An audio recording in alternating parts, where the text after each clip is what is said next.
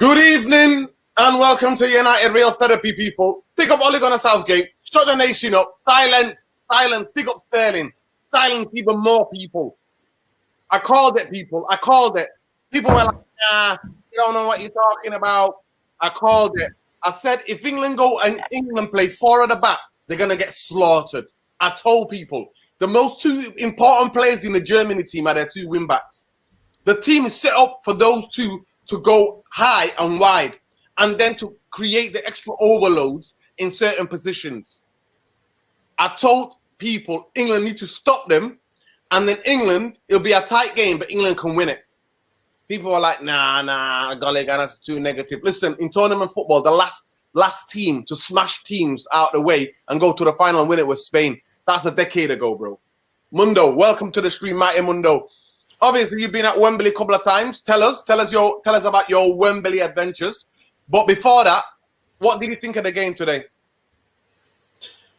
I thought England looked comfortable in that game. I don't think Germany's fullbacks. It was the same as I mentioned it in the first half of the France-Germany game, where the fullbacks weren't pushing up high up the pitch. The second half, they tried to press more the Germans, but they just didn't. The fullbacks just didn't engage. They didn't get in the game. They get up the pitch. England were really comfortable. England played into their hands because they kept lumping the ball up to Harry Kane, and that was meat and drink for Hummels. But as soon as they started to get the ball wide and slide it in and move their defenders about, they struggled. That's how England scored both of their goals, came from the same kind of move. So I said it before to a friend of mine, England are going to, I've coined the phrase, they're going to Portuguese their way to the final, which is attrition, not going to concede any goals, nick a goal here and there, and get to the final. Yeah, France did that. France did it in the World Cup. Yeah, France did it in the World Cup. So that's what I'm trying to tell people. Tell me the last team that in tournament, in international football, because international football is different than club football, Mundo. People are not realizing that, yeah? Club football is totally different than international football. The pace is completely different. Tell me the last team to go and slap teams up and go and be the clear favourites and beat people. Sweden just scored, by the way. 1-1. Yeah. Forsberg's on fire. This guy's banging him in. What a goal this is. 1-1. I can say, obviously, I can call on my Wembley experience, having watched the team I was impressed with the most is Italy. Italy, yeah. Yeah, I think I can see Italy getting to the final on that side because they took a deflection, the Sweden goal. I can see Italy getting to the final because Belgium, they've got injuries, their backline's creaking, they rely heavily on Lukaku's goals. I think Italy might just sneak past them. I think Spain, though, I think a lot of people have been sleeping on Spain. But the problem with Spain is that they lack a number 9. I'm not convinced by Morata, even though they just smashed 10 goals in the last 2 games. But so England, I think, after today's performance, they're playing the right type of football, tournament football, which is not to concede, keep it tight, don't give away too many chances. Pickford's having a good tournament. Sterling's having a good tournament. So who's going to trouble them on that side? I don't think any teams are going to. I thought the Netherlands would be the biggest threat, but obviously they crashed out to the Czechs. So, I think England will reach the final. That's my prediction. He didn't do anything. Let me just get to this comment, Mundo. Harry Beckham. I don't know about that, Maggi. He didn't do anything. Harry Maguire. Harry Maguire. You think Harry Maguire's done something? I don't know. Harry Kane. Before we scored, I was going to call. Before man of the match for England, for me, was Sterling by miles. Yeah, Sterling was their best. Yeah, Sterling was their best player. Sterling or the keeper. Two saves. Sterling tried to engage them, but that's the thing. That look at that back line. You need pacey players, and I'm not sure Saka was the right call for this game. I think that was too conservative to play Saka because he played Saka because of his defensive side of his game. But England could have took the game to the Germans. I think he played because he played really well against the Czechs. and he can beat somebody. He can take the ball in the back foot or on the front foot, Mundo. And England don't have a guy who's like a left-footed guy. He's more different. Saka is more different than Foden. Foden's more like rhythm. He's more rhythm creator, lays sort of, gets it back. You know what I mean? Moves, shapes, makes them. That's what he is, yeah? Saka is more somebody who can take the ball on the back, on the front foot or the back foot and spin away from people and create. I just didn't think they got the ball to him well enough to face up Rudiger. I did say that last night. I said, if they get one of the fast players, one of the wide inverted wingers of England against Rudiger might could have a hard time. And they didn't do that enough. But to me, it was Sterling. Sterling picked up the ball. I said it last night, Mundo, and I'm telling you now, I called the game plan exactly as it happened. I said, all the Sterling's good. I said, the only way England are going to win this game is if they pick up the ball and run at that back three, right? And that's what happened. Sterling kept running at the back three, and then Luke Shaw did exactly the same, ran from the halfway line at the back three, and you eliminate and isolate them. And that's what happened. That is what happened. That is They've what got happened. no mobility in the middle of the park. Both of them midfielders are slow, and they're three centre backs. Oh, Well, Goretzka's not slow. Goretzka's not slow, but the Cruz is gone. Cruz is not there. Yeah, but he's not. I mean, Goretzka's not slow, but he's not a hustler, harrier, is he? And as you say, Cruz is gone. He's slow, so it's like Goretzka's on his own in that midfield against England's two, and England. I don't understand why they were just lumping the ball up to Harry Kane. That was meat and drink for Hummels. And then eventually, when you started getting it out wide and putting it in the box, creating problems. It's like, why did it take you so long to figure that out? Yeah, what I think what it was is that the tactics, as they worked on, Mundo, is that the two most important players in Germany's team have been the two wing backs. You shut them down. They haven't got a plan B. Germany do not have a plan B, right? And that's what most of my German friends have been telling me. Germany don't have a plan B. And I said this, if England, everybody was telling me England need to go with a back four. They need to go 4-3-3. I'm like, like 4-2-1-3. Nah, I was like, no way. They don't need to do that. If England would have done that, the level of naivety, because Germans go up the pitch, press you in your own half, and they go high on wide, and then they do the overloads out wide. That's what we see against parts of the game. We've seen that against France. We saw that against Portugal, clearly. And I didn't watch the Hungary game, but Hungary, they thought it was only Hungary, and they took them lightly, and Hungary nearly beat them. So, to me, in this game today, it had to be tactical game. Because at this stage, people think you're just going to slam on Foden, Grealish, and Sancho and think, yeah. No, that won't work like that. England have tried to do that in the past, try to get all their best players on the pitch. That don't work in tournament football, mate. England are not good enough at the back and in the midfield to keep the ball, to be tiki-taka or to keep possession of the whole game or have a rhythm. They're not good enough to do that. So they have to play to their strength. England's strength was, how do you nullify the biggest threat from the German team? And then how do you then, with the confidence you gain from that, go use the pace and power that you've got to run at the German defense? And they've done that. I mean, the Grealish thing was important. I did say that as well yesterday, that the bench will be important. People coming in, Southgate had to make the right call from the bench. And Grealish came on, and to be fair, he was involved both. But what happened when Grealish came on? The German defense were like, oh, damn, he's going to get on the ball. Sterling went on the other side, and he got more room there. He got more room because they're worried about Grealish on the left. And by that time, the game's getting a bit more stretched, innit? We're going into, nearly 80th minute. You know what I mean? We're going into it was nearly 80th minute when they scored. Not taking anything away from England, because obviously they won the game, but that's one of the worst German teams I've seen in a long time. I thought in the group stages their football was brilliant, but that's what I mean. But I mean, I talk about the quality of the players. Like, if you look through that team, if you look, even if you just go back 4 years and look through that experience they had, the level of players they had a younger crews, they had better defenders. Hummels was younger, they had Boateng, these experienced guys. Philip Lahm. To be fair, Havertz played. I thought Havertz was their best. Havertz was a baller. He played really well, but they just lack the quality. It's not the same, It's going to take them a good few years, I think, the Germans, to get back to the top of football. Just because. For me, listen, Mundo, I literally said they're not going to get anywhere in this tournament. I said they were going out in the group stages, and then I had to come on because I thought they were the better team. They might have lost the game against France, but Germany were the better team. They were better team, and I didn't expect Germany to hustle the ball in packs. And the French obviously played with 4 at the back, and they had 60% possession, and they just couldn't find the goal. They missed sitters. You know, look at all of the chances that fell to Gnabry, fell to Muller.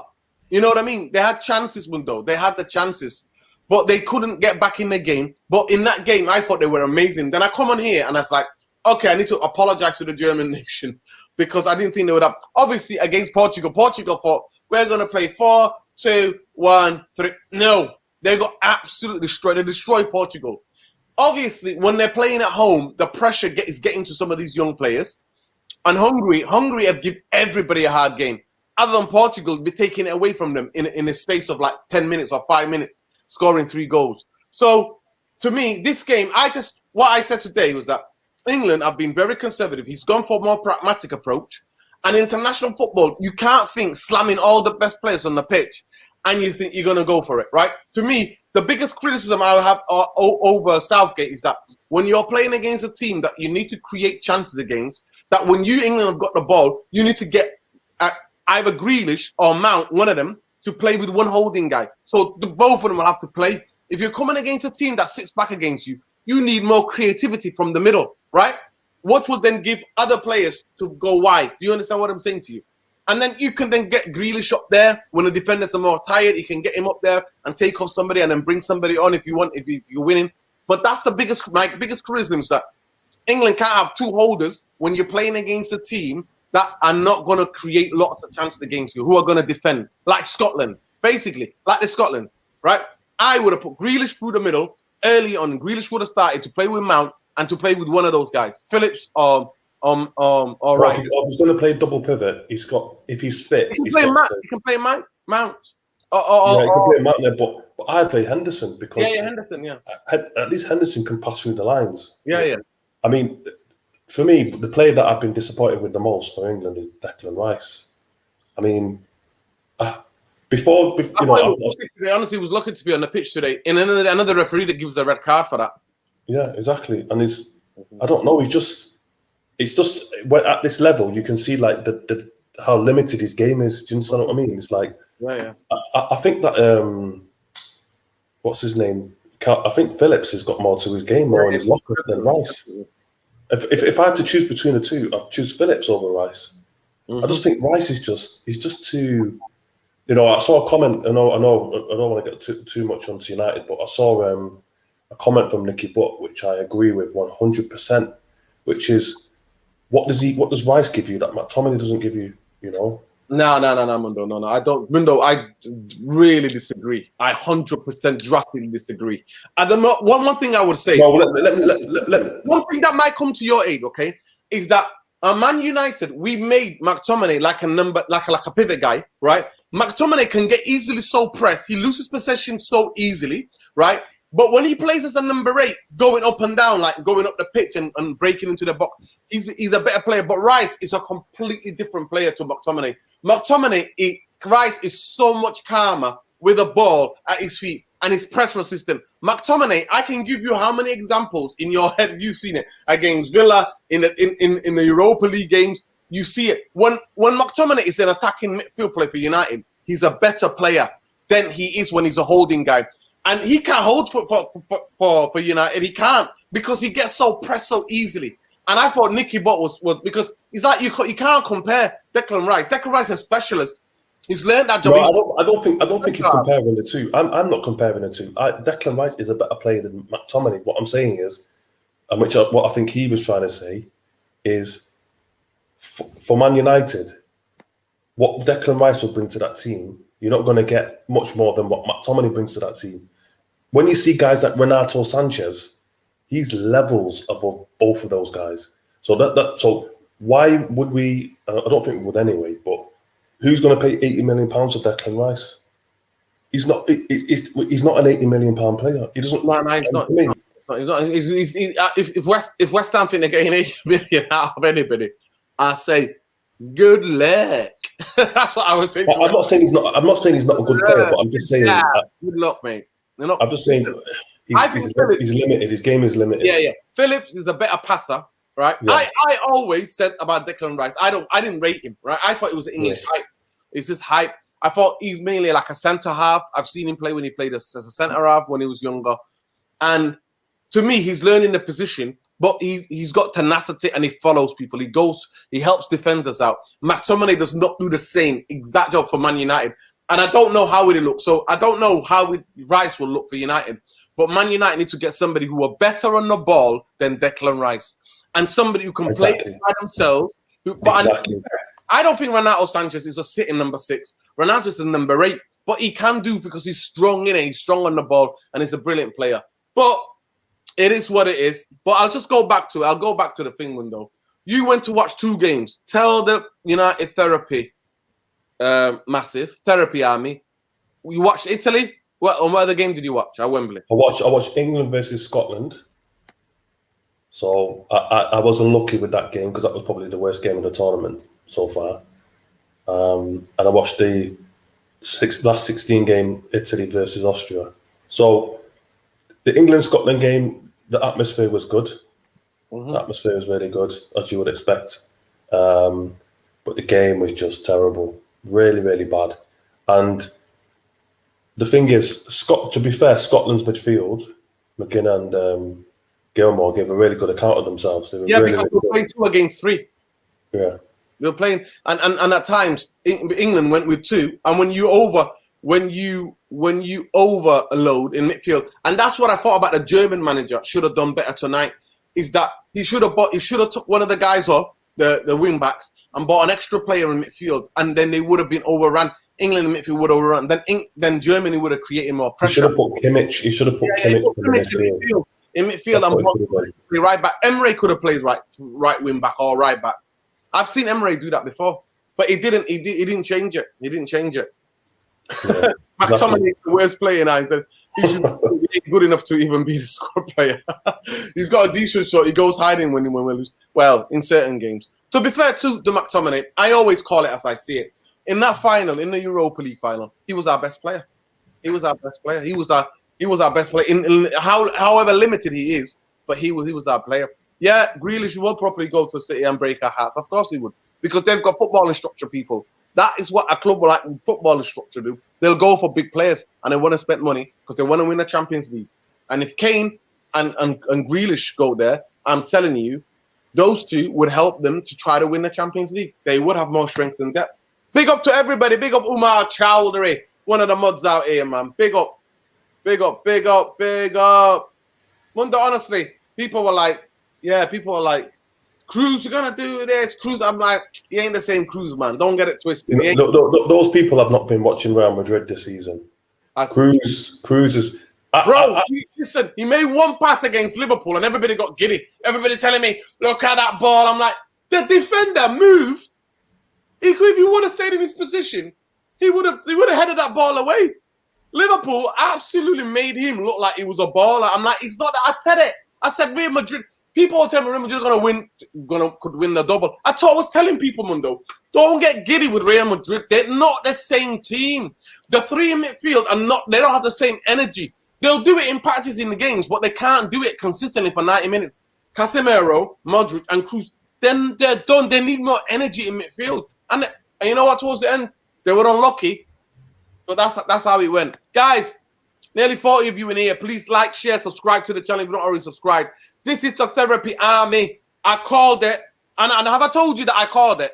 Because a lot of people in the comments were like, nah, England ain't going nowhere. I said it. I said Ole Gunnar Southgate is going to shut the nation up. I told you all because I said if he plays 5 at the back, they're going to nullify the Germans. And everybody was like, no, you're giving Cruz too much time. Mundo exactly saying what I'm saying. Cruz ain't that kind of player anymore, people. He ain't. And you played him in the 2 as well. Nah. Kimmich is the guy should have played in the midfield as the number 6 with him and Cruz and with Gretzka. Yeah. 4-3-3 would have been a lot more better for them and more functional. But he went for the wing backs because he's based his whole game on the wing backs at getting and overloading in the wide area. I said from the beginning I did not like that formation for the Germans against France, even though they played well second half. I just felt Kimmich is their best. Kimmich is one of their best players. He needs to be in the midfield. They need to control the midfield. They didn't have any legs in the midfield. He played Kimmich. Yeah. Serge Gnabry, okay, he's been injured. He's not had a great season at Munich this season, but still, he's a goal threat. Why are you playing Thomas Muller? That miss. Oh my goodness me, that miss.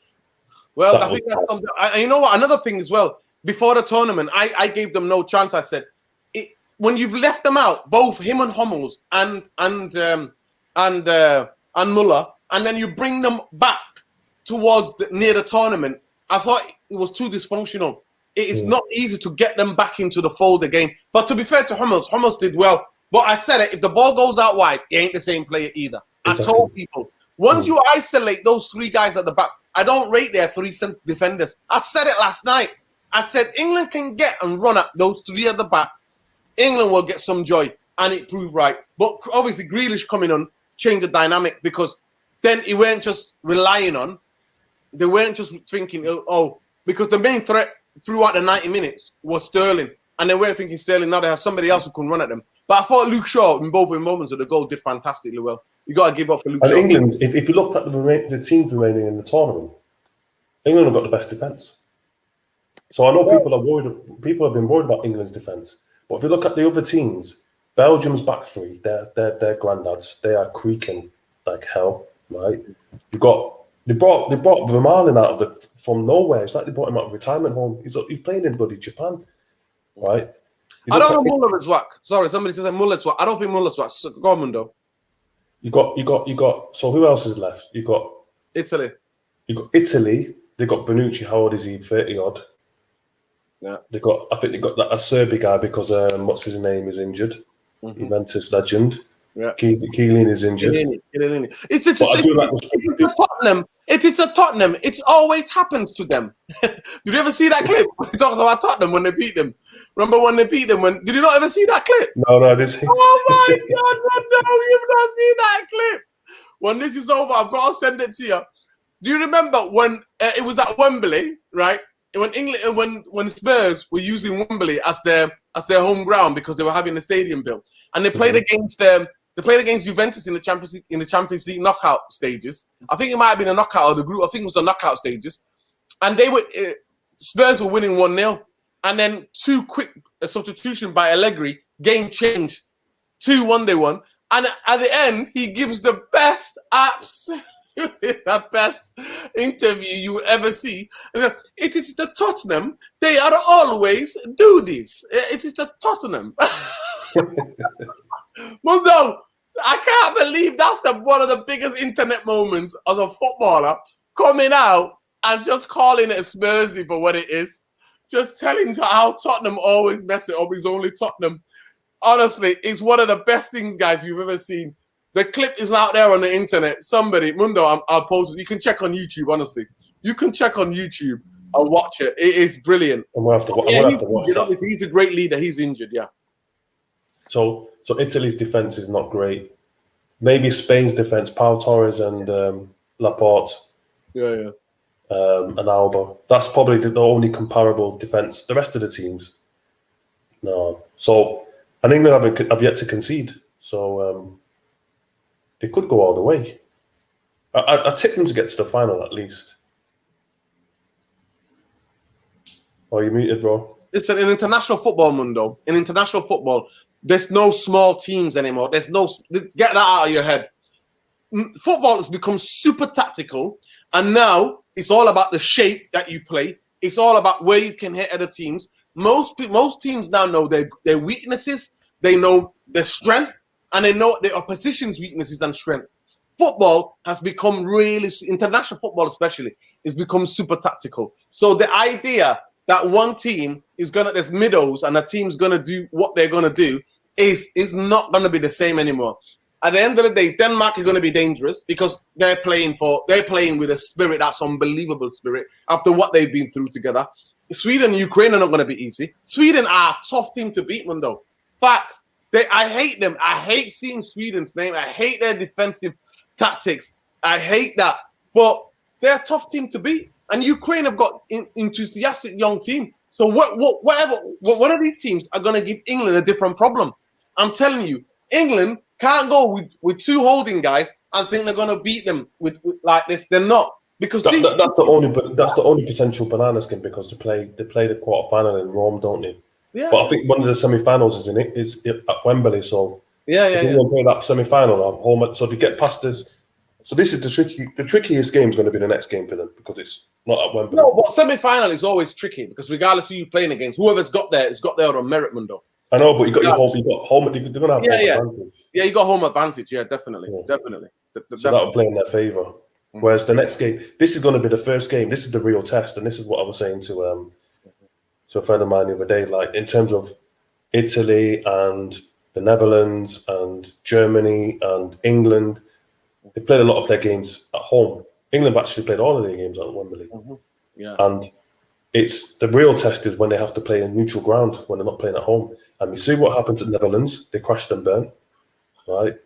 You see what happened to Germany now, they've crashed and burnt. So, real test for England next game.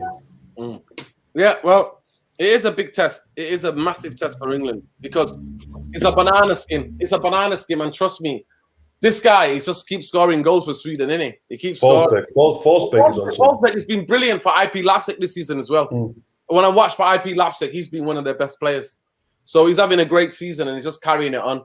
But for me, it's one of those big things for me. Like, Ole Gunnar Southgate has to change the tactic in the semi-final, because I can't see that Ukraine or Sweden are going to come out and fully attack England. I can't see it, Mundo. I really can't see it. They're not going to. If they come out and press up the pitch against England, they're going to find it really difficult. Yeah, definitely we will. Hopefully, we'll do a watch-alongs for the African nations. Hopefully, fingers crossed for the African nations. Yeah, that's one of my favorite tournaments. People, I love the African nations. Copa America to get giddy. What I mean by is the knockouts. As soon as we get to the knockouts, we'll be doing some. Maybe I might even do a watch along. I might do a watch along for the Copa America knockouts. See who's facing who. So yeah, Mundo, it's going to be very, very interesting. It's going to be very interesting. So who Sweden play? Belgium play Italy straight away, don't they? Belgium play Italy. Woo! Spain. I'll tell you what, Spain against Switzerland, that's going to be an interesting game, given what the Swiss did to France. But can they raise it again? Can Switzerland raise it again, Mundo? Or is it? Listen, it's like tennis, right? You know, in tennis, when you watch Wimbledon, right? Oh, brilliant games on Wimbledon today, by the way. Ole Bumbaye, welcome. I'm just explaining the point that when you go to a game, and in Wimbledon, when you got one of these unfancied guys knocks out one of the favorites in Wimbledon, for them to get up for the game again emotionally, it's not going to be the same. It's very difficult for them to repeat it. But Switzerland, the confidence that they will have from beating France is going to be immense. But in Spain, it's always about the chances window. It's always about the chances for Spain. If they can finish their chances, because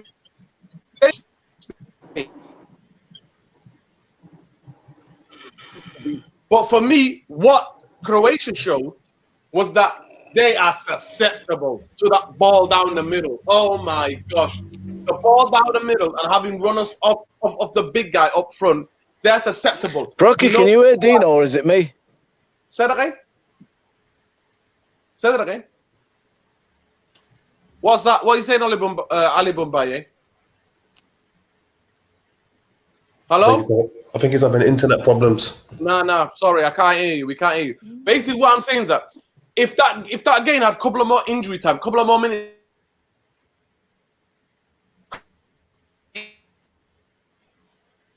Are you there, Mundo? Croatia would have beat them. I'm telling you, I watched that game, and Croatia were this close away from knocking Spain out yesterday. If there was one more minute extra in that injury time, they would have beaten them. Obviously, Spain then reorganized. Then they came back. I can't hear nothing, boys. Then they came, and then they did fantastically well. Morata scored a fantastic goal, and then so they won the game. So I'm just saying that there is no more weaker teams in international football. But for me, the bigger thing I worry about Switzerland is that can they get emotionally up for another big game like that? And how much have they got left in attack? Because they gave everything last night. And the French underestimated them. And we know now, Spanish are not going to underestimate them. Oh, he just hit the post. Oh, my God. Ukraine just hit the post. Oli Bumbaye, we can't hear you. We'll wait till you get home if you can hear us. We'll wait till you get home. Ali Bumbaye is just he's been at football, playing five-a-side. He'll be home and he'll join us when he gets home, people. So yeah, it'll be an interesting game, but I expect Spain to come through that one because if they Can you hear me, Dino? Yeah, I can hear you. Yeah, we can hear you clearly. Yeah. I'm joining you from the car on the drive home. Yeah. The internet's not going to be that good. It's going to go in and out. But go and tell us what did you think of the game? Enjoyed it. Good game. I thought England shaded it. I think Pickford is having his best spell as the England goalkeeper. Yeah. I think they must have been working on his distribution. I'm noticing it's very good in the last few games. Yeah. He seems a lot more calmer, like he's matured a little bit. So far, these 4 games, I'm impressed with him from what I've seen before. Mm-hmm. I thought, I really like the 3. I think it naturally allows England to have a bit more of the ball further up the pitch. Mm-hmm. I thought Maguire was really good. Yeah, Maguire played well. Good? No. It was still 1-1. Okay, yeah, bro. Backline was solid. Yeah, both of them, both Sweden and Ukraine, both in the space of 3-4 minutes, they both hit the post. Still 1-1. Oh, nice. Yeah, nice. Yeah, bro. The backline was really good. I thought Maguire was solid. Walker was good. Thought the Declan Rice was a bit slow starting for me. Second half, about 10-15 minutes into this, it came to life a little bit. I'm still not sold on him for Man United. Not quite. I'm not saying no, but I'm not 100% yet. I was saying that earlier. Yeah. Listen, I've never been totally 100% convinced, but I thought after getting a yellow card in the first 10 minutes, I thought he grew up into the game. But I thought Phillips was immense as well. Phillips also got a yellow card. Listen, Ali Bumbaye, I called it. The game, the way I said what is going to happen tactically happened. Listen, before, let me just say. Hello? I don't know. Listen, mate, look, I'd say the truth. I'm not sure what's happening with this Euros. It's pulling up a lot of, surprises. No, that's surprising. Pulling up a lot of smaller teams that are. Listen. There's no more in international football, especially the teams that are in the Euros. There is no more small teams anymore. I was explaining it to Mundo. The international football is very tactical. It's about team shape. It's not about throwing all the best players on the pitch like you would, like in the Premier League or in the leagues or in the Champions League. It's not. It's a different pace. Most teams know their strengths and they know their weaknesses. Yeah. And they know the other team's strengths and weaknesses. And there's no secrets in football anymore. So, to me, there isn't. And France yesterday underestimated thinking that they won the game 3-1 and they started taking Griezmann off and all of that business. And next minute, they come back and get punished. The same, again, to Spain. Spain got absolutely punished. And I'm telling you now, Ali Bumbaye, if there was 2 more minutes or 1 more minute of injury time, Croatia would have won. The biggest thing that came was the final whistle and then the extra time. Now, what do we pay for internet for? It's terrible. Yeah. Well, we can hear you. Carry on. What are you saying?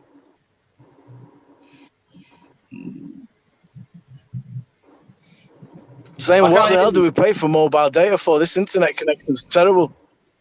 Can't hear you now. Mundo, talk to me. Who do you think England will struggle against out of these 2 teams? At the minute, I would say Sweden, the way Sweden are playing at the moment. Yeah.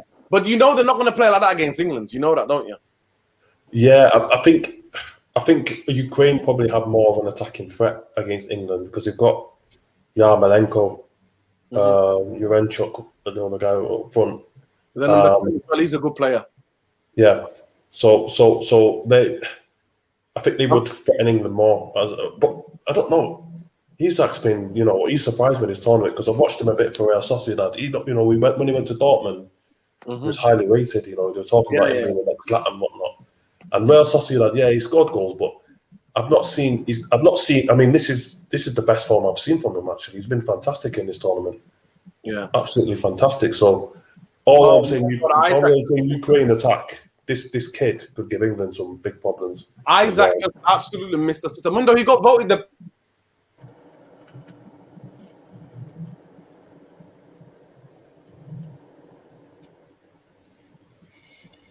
Mundo, is that me or has Dino disappeared? No, he's disappeared. I think that the internet's gone a bit crazy. I think a lot of people are probably streaming, watching the football. Yeah, I can hear because I can hear you guys, bro. Who do you think got man of the match? I'm going Sterling. I thought the kids played well, man. Sterling was trying to force the issue. He was the only player who was trying to force the issue. Yeah, I'm happy for him. I think Kane wasn't great until he scored. Oh, Kane, man! I was saying get somebody else on, but I can't believe Calvert-Lewin's not in there. I know, man. That was a big gamble. And the thing as well, I was saying to Dino earlier on, Rice. I mean, I've watched a lot of him in this tournament, and I'm not really sold on him. I think he's a good player, but I don't think he's levels. I think he's very young still. Go on, bro, I'm just saying, I thought England played well. They deserved the win if anybody did. Everybody played all right. Sterling, man of the match, tried to force the issue, really good. But this tournament has thrown up a lot of things that a lot of surprises, and teams are coming with hard work ethic, togetherness, and stuff, and it's getting you there. And some, like you said, some of the big teams maybe are taking them lightly, but it just shows if you got those traditional things and maybe not quite as much quality, you can still win if you come with a game plan and you put the effort in. So it's turning into a good tournament. It's one of the better Euros that I've watched in recent times, I think. Do you know the other thing as well we have to factor in? Yeah. The big teams. A lot of the big teams have players who have had long seasons. They play Champions League football and truncated season because of COVID. And I think some of the smaller teams, I think the teams that have players that don't play for those big teams have got a better chance because they've probably got more gas in their tank the deeper you go into the tournament. Because players like Mbappe look well off the pace. Yeah. Do you think Kante look dead or what? Yeah, they ran out of gas. The French team ran out of gas. And that's probably, they've got big players who played, United got to the, I mean, to be fair to Pogba, he was unbelievable, but, we went all the way into the Europa League final. He played, he had a long season, although he spent a lot of it injured, so. Kante went to the final. Kante went to the final, so he was gassed out. PSG went quite deep in. When Kante is gassed, you got problems. Yeah, exactly. So the teams with they did look tired. You're right. The whole French team did look. Yeah, France didn't turn up to this tournament. They played pockets in games, like 20 minutes, 15 minutes per game. They managed to, find a way, navigate through the game, but they didn't dominate. And the manager as well. I just think he overcomplicates things to Deschamps, and he's too defensive with that team.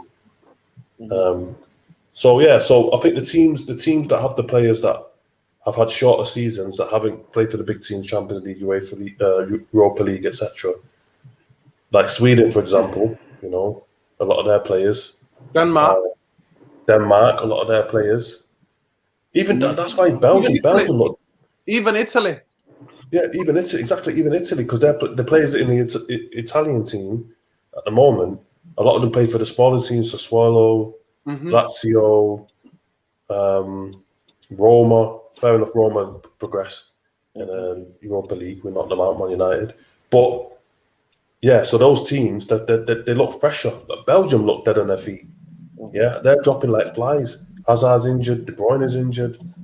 So don't be surprised to see a team like Italy or Denmark in the final, potentially.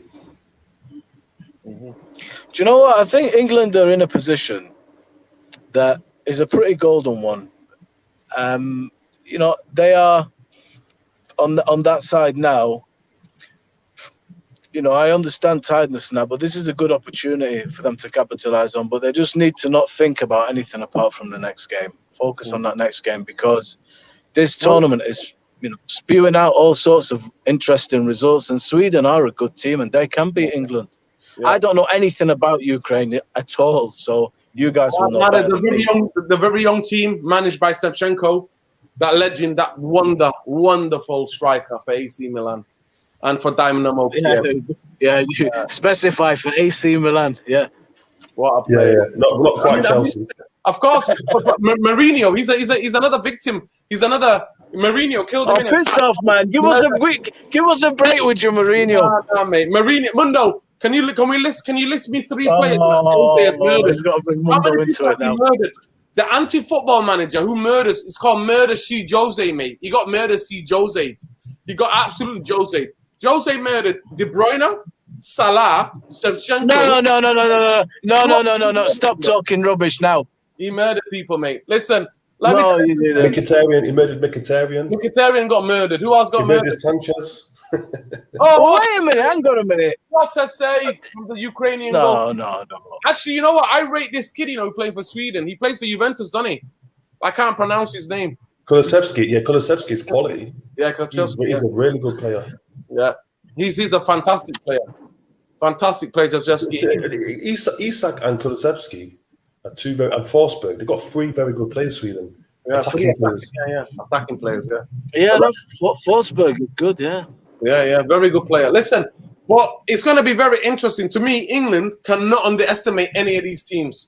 They cannot underestimate any of these teams because, and the thing about it, I said that Ole Gunnar Southgate would beat England, would beat Germany if he sets away. Put some respect on the man's name. Listen, that's what the viewers called him. That's what United Real Therapy legends have named him. I'm only going with what the Therapy Army have given him that name, and that name's stuck to him. But I said, if he gets the tactics right, England will win. And he got that. But if he goes with 2 holding guys against Sweden and Sweden sit back, I don't think that's the right way to play them. I think 4-3-3 against Sweden, and you go for them. You go for them, and you get the creative, especially from the middle. If you go with Mount, with 2 number 6s, I don't think England are going to struggle to create chances. I think the substitution will say a lot. Rome is the big ground, big pitch. It's going to be who's the freshest. It's going to be who the freshest. And I think England might want to play Ukraine, but it's because Sweden look are coming on strong here in the last 10 minutes. And Sweden, because Mike Mundo said they've got those 3 players who can all win a match by themselves. And they've got players who play in the Premier League. Yeah. So they know how to match up against English players as well. Mm-hmm. They understand the English game. Mm-hmm. So that's another advantage for the Swedes. Yeah, we got Malaki Heikeling just saying Jose Mourinho wasn't a victim. He was the virus and a nine. The man lived in a hotel. That's what I've got to say. I remember I said that on the United stand fan camp. And then in the next day, the newspapers are printing out, United fans are not happy. They're saying he lives in a hotel. I'm like, damn right. That man bored. Yeah, but his family, but he hasn't got his family with him. He destroyed me. I don't care. Most managers don't, but they get. Listen. If you don't have your family with you, are you going to go and live in a mansion in Old Iliad? Just stay there in the Lowry Hotel. Listen, it's not. I'm sorry. Let me say something to you. You are not bringing yourself into a new place. And how come you can't have your family with you? Why can't you have your family with you? They're in school in other places. He doesn't want to uproot them. Oh, he just hit the absolute post again. Forsberg is on fire. Oh my God! One of the players of the tournament at this rate. He's one of the players of the tournament. Man, relax, man, relax. Harry Maguire's in town, man. Relax. Listen, Oli Boumaier. Where did Rafa Benitez live when he managed Newcastle? His family weren't even in the country. He didn't live in a hotel. No, but Chris, listen, it's not wrong or an invalid thing. I'd have lived in the Lowry right next to the stadium. What's the problem? Nah, you've got some interaction with people. He knew he's trying. He signed a 2-year extension, guys. It's nothing to do with he lived in the Lowry. He does the RFP. Yeah. I can't believe you're arguing this point, Ali Boumaier. I can't believe it. I can't believe you're mentioning this point, Mr. Structure. I'm going to ask the question.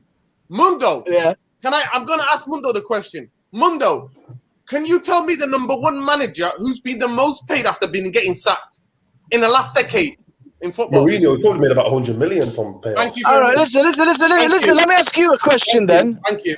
Let me ask you both a question then. Should Jose Mourinho have left 26 million and left? But what we're telling you, you just prove our point. No. Simple question. Would you leave 26 million to the Glazers and leave? I wouldn't think like that. As a manager, I wouldn't think like that. I would think, I'm disappointed. I've left. I've got enough money. I've made millions already. It doesn't matter. Look, it doesn't matter. A simple question. Would you leave 26 million pounds to the Glazers? That's not my motivation. Simple. My motivation is. Look, it's not. It's irrelevant. It's not about the motivation. Look, to be considered one of the greatest managers is to go and prove it. Yeah, again. All right, look, let me ask this to Chris, right? You're not answering the question. You're just shouting at me now. He gave us all nightmares, but now... Look, listen, look where he's... See, look, I ask you a simple question. I ask you a question, and you go on a rant. Listen to what I'm saying to you. Would you leave? Listen, would you get... Nuruddin, listen. No, I would. Nuruddin. I would leave it. Listen. I won't be asked about 26 million. I'm not asked about getting sacked, be disgracefully sacked. That's what I'll be asked. Listen, I will never. Humiliated. Listen. Where did he go? No. And then sacked him a week before the final. And now he's gone to Nuruddin, take a bloody breath. Take a breath. Take a breath and let me give you my point of view and stop bloody shouting. Relax. Already. I asked you a question. The guy signed a 2-year extension. Listen, the guy signed a 2-year extension, right? And he didn't get any players. And he was pissed off. And he was ready to leave. And he's taking his payout. Damn right he's taking his payout. I would have took my payout. You're not backing me and giving me... Listen, this is my view on this. You're both right. Yeah, Chris, give us the point of reason. Listen, no one's... I don't expect him... I didn't expect only a donkey would leave 26 million to the Glazers. Away from that payout, but the point that the two of us are making is that it was like an inevitability because he didn't set down any roots in Manchester. It was never. He's a short-term manager. Every single club he's been at, there's no longevity. He knows that after about 3 years is about the length of time He had no intention of staying at Manchester United to build a legacy. He didn't. He knew, right, that there was going to come a point when he's going to leave. So, of course, he's going to sign that contract because he thinks the longer my contract, the more money I get when the inevitable. No, that's speculative. That's speculative, man. Yeah? That's speculative at best, Chris. You know what I mean? That's conjecture, bro. He self-destructs. Look at the evidence. This is not speculative. It's conjecture, bro. Because I'm talking about what happened. When he gets to the 3-year stage, right? He self-destructs. He does. Every single club, he self-destructs. Listen, bro, look, he forces the club to sack him, right? But because he's untenable. You can't. And if somebody was in it for the long haul and was going to build a legacy, right? Look at Pochettino. He got sacked by Spurs, but he never behaved like Mourinho. He never behaved. Chris, Mourinho, let me ask you this then, right? Number one, Pochettino's time at Spurs, it was finished after 5 years, and they came so close and won. He went years and years and years complaining about having. Yeah, 5 years, 6 years, but he didn't win anything. Because he wanted to build a legacy at that club. Mourinho does not interested in building legacies. He just wants to come in, do his business, get his money and go. All right, let me ask you this question then. So we came second, right? Yes. 82 points, which even Ollie hasn't bested that yet. That's a respectable point, Tally. 82 points. Yeah? We won the Europa League as well. We didn't lose it. We won the Europa League. And in the Champions League, we did the best that we've done in the group stages. So in terms of performance, we were there, and we still needed. Look at all the players that we've had to buy after Mourinho, and we did. We lost to Sevilla. We got knocked out by Sevilla. Bro, no, I'm telling you, we won the Europa League. We qualified through the groups, no problem. 10 out of 10. We got 82 points. against the City that got 100 points, and they gave him a 2-year deal and signed. I don't want to make this show about Mourinho, but they went and signed Lee Grant. No, hang on. I'm not making. I'm answering your question. I'm putting things into context. They went and signed a transfer market that was like, "Are you taking the piss out of us? How are we supposed to catch City with just Fred and Lee Grant? Is this a joke and Delort? Are you having that? Have you seen the documentary? Have you seen the Spurs documentary? Have you seen it? Hang on a second, Chris. Before we go to that, yeah. So my man was upset. And one thing that you guys have criticised Dolly about, he's a yes man, at least with Jose and Van Gaal, you know that you're going to get an abrasive reproach if you're not going to come through for them. And that's what the Glazers deserved. But what a lot of fans did, they backed the Glazers and thought, yeah, Jose out because we want Pogba and Martial to stay. End of the day, if I was Jose, yeah, I get 82 points and I want to catch City. One thing we know is Mourinho is a winner. He's a winner. And he takes big decisions. He wanted to get rid of Paul. He didn't get on with him, and he wanted to get rid. Listen. Okay. He wanted to get rid of Martial. Listen, let me finish. He wanted to get rid of Martial. And listen. Don't listen. He wanted to get rid of the old boy Martial, who I'd get rid of because he's shite. And these guys are going to bring him that transfer window after he signed a 2-year deal. Mate, I am walking. That's not realistic. That's a joke. And I'm taking my money. And that's exactly how I see it, especially with the Glazers. So, okay, then. So that's the Glazers there, right? So let me get to the point I was going to make. When he went to Tottenham, right, you need to watch it. If you haven't watched it, watch the documentary. When he went to Tottenham, when he met the Tottenham squad, he said to the Tottenham players, "I've got a better squad of players here than what I had at Manchester United." Right? Yeah. He wanted players. He went, the Levy went out and got him the players that he wanted. He bought him the players that he wanted, and he still flopped hard, right, at Tottenham. Terribly flopped hard. 18 months sacked, right? He did. There is a common theme here, right? You can't be a Mourinho apologist. There's a common theme. He doesn't last anywhere. Every single club, he falls out with the big players at the club, right? He's disruptive. He signs long contracts because he knows he's going to get payout, right? Listen, you are overlooking 26 trophies as well here, Chris. Let's talk about it in context. The man's won every trophy there is to win, and it's one of the few that's done 2 trebles, one with not even a big team. Yeah, but you're talking about 10 years ago. You're talking about history. You're not talking about 15 years, however long. We're talking about now. We're talking about now. His tactics and his management style, it doesn't fit into today's game. It doesn't fit anymore. Look at his trajectory. He's gone from Chelsea to Real Madrid. No, from Chelsea to Inter to Real Madrid to Chelsea again to Manchester United. Decline to Spurs, but he's gone to a second-tier club in Spurs, and now he's gone to a second. He's the only one way his career is going that's down. After that, it's international football for him because no big club is going to touch him because That's true. But remember what we're talking about here, yeah? Yeah. We're talking about the £26 million that he took. Would I have took it or would I have left it? No, you're damn right I'm taking it. No, I would have taken it. I would have taken it. I'm not talking about that. I'm talking living in the hotel is nonsense. 1960s dreaded football. When I went to the stadium, there's only one manager that ever walked out on Old Trafford. 4 games I left early. 4 games. 4 games. And I was like, I can't bring myself to sit down and watch this dreaded. One manager done that to me. One manager.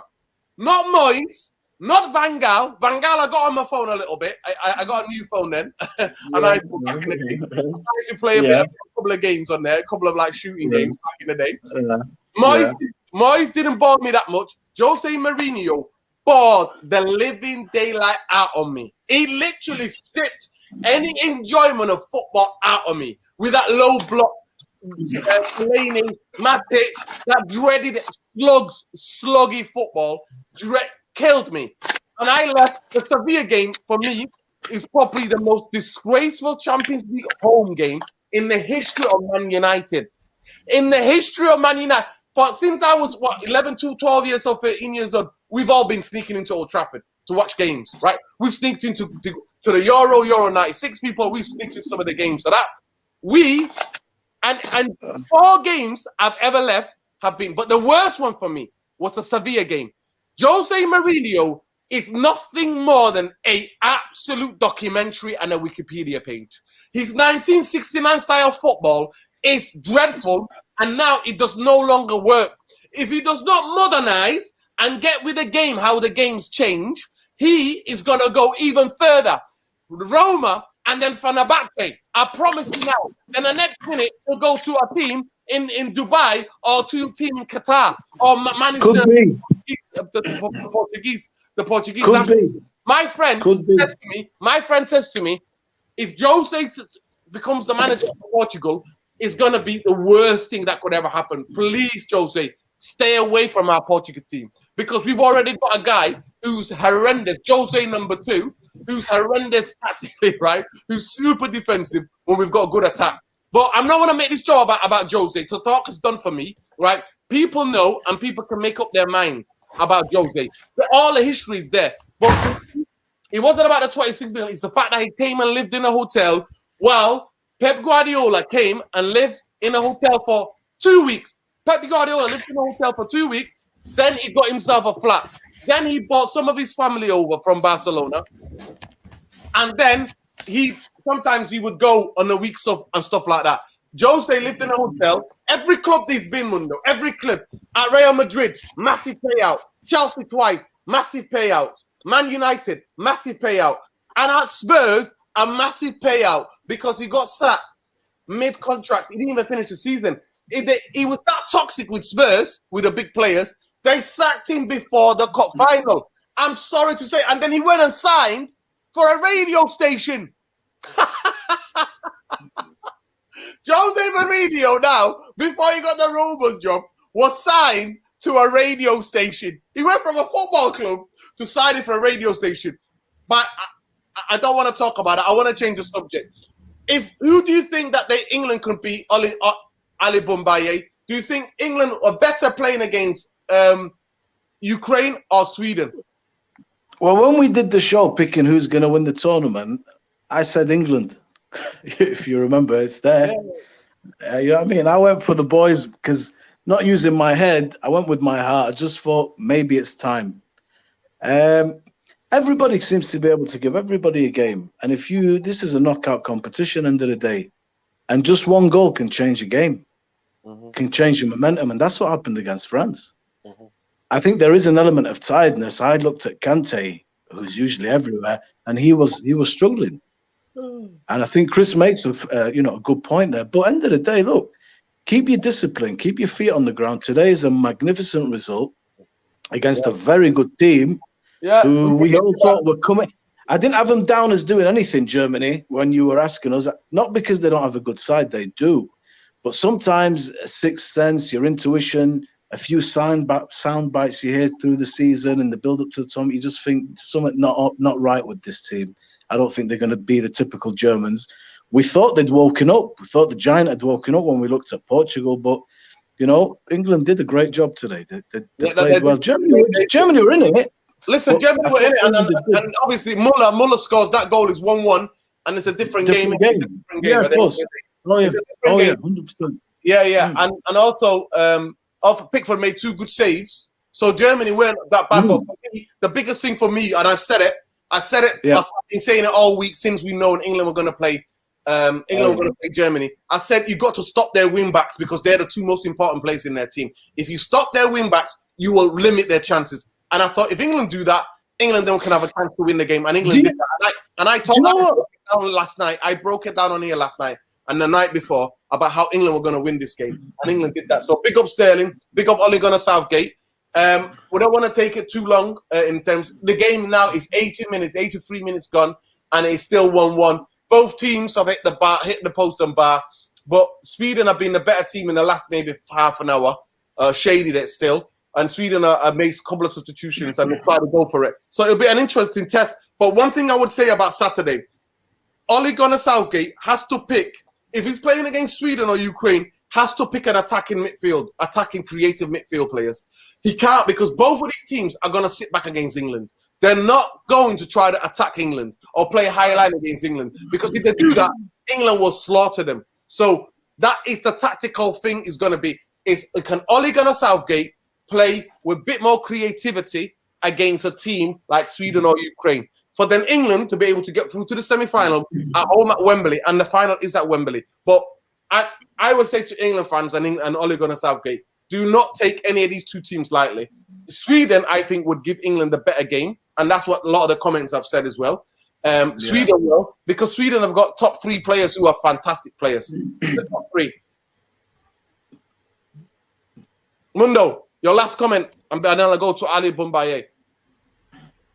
Last comments basically, as I said before, England are going to Portuguese their way to the final. They might go all the way without conceding a goal. I doubt that. I think there's still going to be a lot of drama. I think every game is its own story. I think every game has its own lifespan. I think I'm not going to make those kind of predictions, but you could be right. You could be right. I just think that they just. I think having Harry Maguire is a bonus, because in the first game, they looked a bit suspect with Tyrone Mings. I'm not a fan of his. I don't think he's international level, but Maguire's definitely steadied the ship. Actually, he's been quite impressive since he's come back, considering he hasn't played for so long, and it just shows how much we missed him when we went to the Europa League final. But I think for me, England have got a great chance of getting to the final. But what they have to remember is, whoever they play in the final, that team would have had to have gone through hell to get there, because they're on that horrendous side where there's just big game after big game. So I'm not predicting England. I'm not going as far as Ole Boumbaye and predicting England to win it. I think they'll get to the final, but I think that whoever comes through on the other side, I would put as favourites. Yeah. Majuli just asked, big up Majuli, was the roof leaking back in the day? But I was like, no, the roof wasn't leaking. Back in the day, Man United were a well-run club. There was no roof leaking. But we didn't sneak in. We used to sneak in back in the day. The only reason I used to get in is because Dino used to hold the turnstile. Fantastic. The best days, man. Yeah. Listen, Ali Boumbaye, give us your last comment of the night. First and foremost, Mourinho can brush it. I love you, Dino. I don't care about Mourinho, so let the viewers know you're my bro. And this is how we argue, and this is how we talk. So Mourinho can go to Roma now. It is a decline, but I would have took the money, definitely. Those Glazers, I'm no mercy for them. But I've got England down to win it, because obviously he asked us the question. I just feel like this could be their year. And obviously my position is strengthened with today. I went into this with a squeaky bum, I'm not going to lie. Yeah. But I told you, England stop their win backs. England can win the game. I told you that already.